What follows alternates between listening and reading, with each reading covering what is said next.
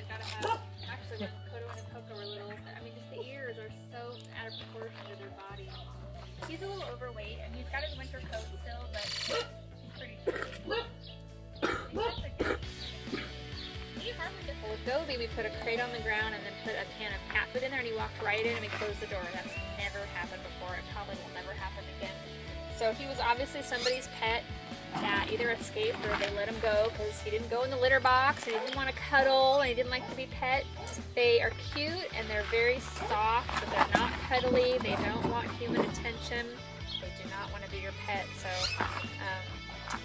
he's slightly enticed by the is he? And you know, he's another one as soon as we walk away and he's like, all right, I'll come out. Actually, I'm going to walk away because I use him for programs, so he thinks if I'm around that he might be going somewhere. So I'm just gonna... It's like I'm walking away. It's not starting.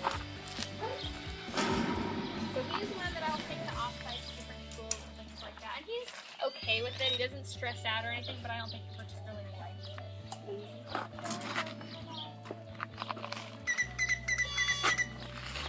Everybody remain perfectly still. So he's full grown. They're the smallest foxes in the world.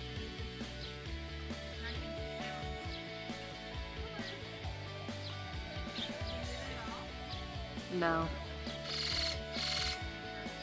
Had her as a pet, and it's illegal to have an Arctic wolf.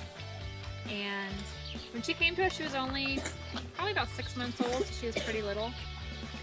I used to walk her on a leash when we first got her, and that was a long time ago, 16 years ago. So she used to have a mate named Karma, who was a timber wolf, and they had been together almost their whole lives. That's all I have. And he passed away. I was actually about to put this in my mouth. Okay. I was like right here. Is it Wiley? Again, like Juan, they defer to the dominant one. Have He you might want that mouse, but he's gonna let Wiley have it. have you ever considered naming one Roadrunner?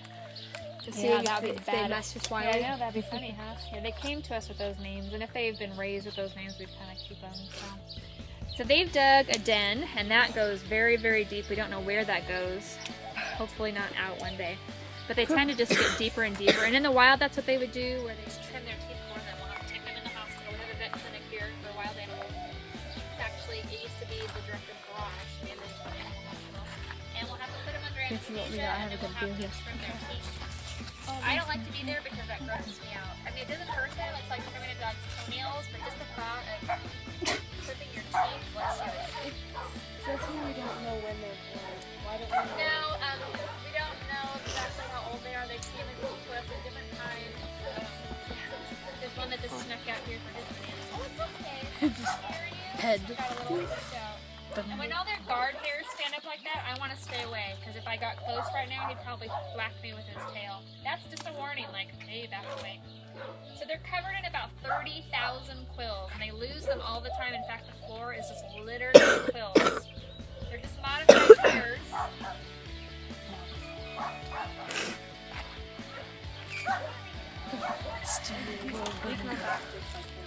Yeah, they do. They just like our hair. I'm right in your picture now.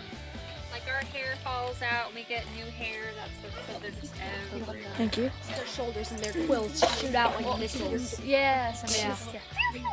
What they do is they have to make contact with something. So if you're an animal or a person and you're bugging a porcupine, what they're going to do is they're going to take their tail and smack you with the tail, drive the quills into you.